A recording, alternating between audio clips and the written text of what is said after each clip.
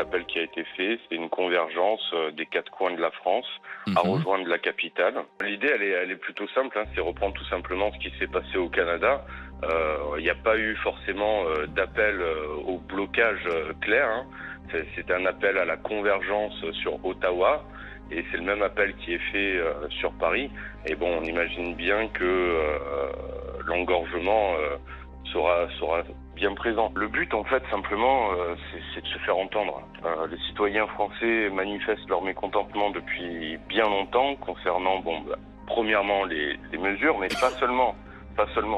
Et le problème, c'est qu'on ne les entend pas. Similaire au mouvement des Gilets jaunes, en fait, hein. Il y a différents groupes dans différents secteurs, différentes régions.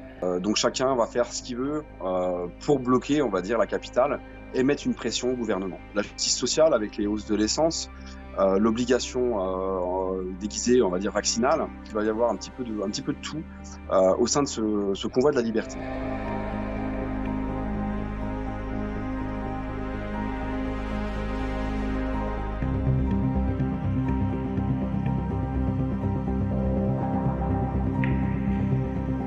Déjà, je découvre hier soir qu'il y a un convoi de la liberté qui s'organisait en France, et pourtant je suis dans la profession, c'est-à-dire je côtoie des conducteurs tous les jours. Ce serait une excuse unique de dire on bloque parce que le gasoil a augmenté et c'est un énorme coût pour la société. Là, d'accord, on sent bien qu'on arrive sur les beaux jours, on va dire, de la pandémie, où ça va commencer à s'alléger gentiment et tranquillement.